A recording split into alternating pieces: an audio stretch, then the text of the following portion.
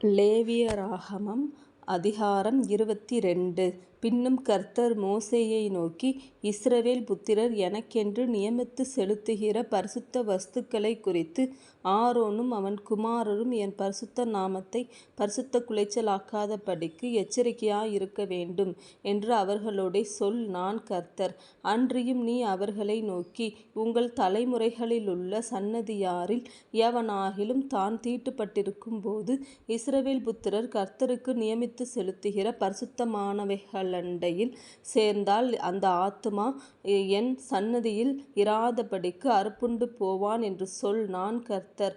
ஆரோனின் சன்னதியாரில் எவன் குஷ்டரோகியோ எவன் பிரமியமுள்ளவனோ அவன் சுத்தமாகுமட்டும் பரிசுத்தமானவைகளில் புசிக்கலாகாது. பிணத்தினாலே தீட்டானவைகளில் எதையாகிலும் தொட்டவனும் இந்திரியங்கழிந்தவனும் தீட்டுப்படுத்துகிற யாதொரு ஊரும் பிராணியையாகிலும் தீட்டுள்ள மனிதனையாகிலும் தொட்டவனும் சாயங்காலம் மட்டும் தீட்டுப்பட்டிருப்பான். அவன் ஜலத்தில் ஸ்நானம் பண்ணும் வரைக்கும் பரிசுத்தமானவைகளில் புசிக்கலாகாது.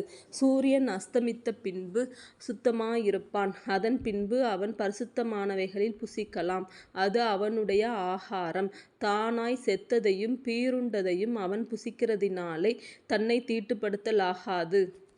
நான் கர்த்தர். ஆகையால் பரிசுத்தமானதை அவர்கள் பரிசுத்த குலைச்சலாக்குகிறதினாலே பாவம் சுமந்து அதினிமித்தம் சாகாதபடிக்கு என் கட்டளையை காக்கக் கடவர்கள். நான் அவர்களை பரிசுத்தமாக்குகிற கர்த்தர். அந்நியன் ஒருவனும் பரிசுத்தமானவைகளில் புசிக்கலாகாது. ஆசாரியன் வீட்டில் தங்கியிருக்கிறவனும் கூலி வேலை செய்கிறவனும் பரிசுத்தமானதில் புசிக்கலாகாது. ஆசாரியனால் பணத்துக்கு கொல்லப்பட்டவனும் அவன் வீட்டிலே பிறந்தவனும் அவனுடைய ஆகாரத்தில் புசிக்கலாம். ஆசாரியனுடைய குமாரத்தி அந்நியனுக்கு வாழ்க்கைப்பட்டால் அவள் பரிசுத்தமானவைகளின் படைப்பிலே புசிக்கலாகாது. விதவையாய் போன அல்லது தள்ளப்பட்டவளான ஆசாரியனுடைய குமாரத்தி பிள்ளையில்லாதிருந்து தன் தகப்பன் வீட்டில் தன்னுடைய இளவயதில் இருந்தது போல திரும்ப வந்து இருந்தாளேயாகில் அவள் தன் தகப்பன் ஆகாரத்தில் புசிக்கலாம். அந்நியனாகிய ஒருவனும் அதில் புசிக்கலாகாது. ஒருவன் அறியாமல் பரிசுத்தமானதில் புசித்ததுண்டானால் அவன் அதிலே 1/5 அதிகமாய் கூட்டி பரிசுத்தமானவைகளோடுங்கூட ஆசாரியனுக்கு கொடுக்க கடவன்.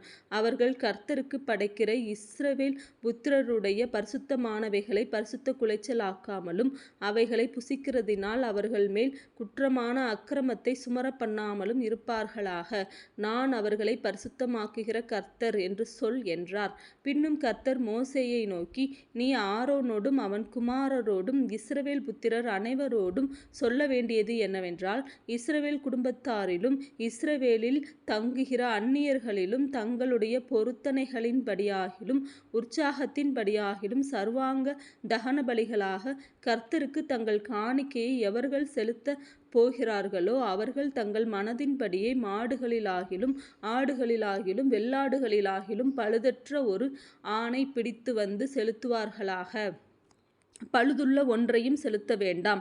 அது உங்கள் நிமித்தம் அங்கீகரிக்கப்படுவதில்லை. ஒருவன் விசேஷித்த பொருத்தனையாவது உற்சாகமாயாவது கர்த்தருக்கு மாடுகளிலும் ஆடுகளிலும் சமாதான பலிகளை செலுத்தப் போனால் அது அங்கீகரிக்கப்படும்படி ஒரு பழுதுமில்லாமல் உத்தமமாயிருக்க வேண்டும். குருடு, நெரிசல், முடம், கழலை, சொறி, புண் முதலிய பழுதுள்ளவைகளை நீங்கள் கர்த்தருக்கு செலுத்தாமலும் அவைகளாலே கர்த்தருக்கு பலிபீடத்தின்மேல் தகன பலியிடாமலும் இருப்பீர்களாக. நீண்ட அல்லது குறுகின அவயமுள்ள மாட்டையும் ஆட்டையும் நீ உற்சாக பலியாக இடலாம். பொருத்தனைக்காக அது அங்கீகரிக்கப்பட மாட்டாது.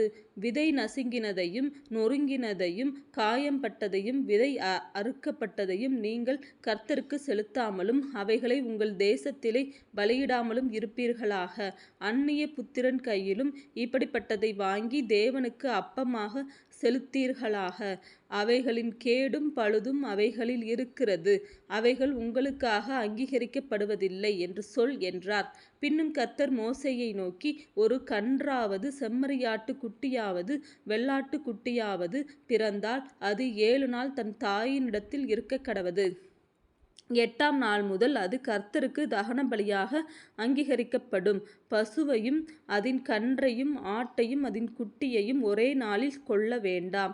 கர்த்தருக்கு சோஸ்திர பலியை செலுத்துவீர்களானால் மனப்பூர்வமாய் அதை செலுத்துவீர்களாக. அந்நாளிலே தான் அது புசிக்கப்பட வேண்டும். விடியற்காலம் மட்டும் நீங்கள் அதில் ஒன்றும் மீதியாக வைக்க வேண்டாம். நான் கர்த்தர். நீங்கள் என் கட்டளைகளை கைக்கொண்டு அவைகளின்படி செய்ய கடவீர்கள். நான் கர்த்தர். என் பரிசுத்த நாமத்தை பரிசுத்த குலைச்சலாக்காதிருப்பீர்களாக. நான் இஸ்ரவேல் புத்திரர் நடுவே பரிசுத்தர் என்று மதிக்கப்படுவேன். நான் உங்களை பரிசுத்தமாக்குகிற கர்த்தர். நான் உங்களுக்கு தேவனாயிருப்பதற்காக உங்களை எகிப்து தேசத்திலிருந்து புறப்பட பண்ணினேன். நான் கர்த்தர் என்று சொல் என்றார்.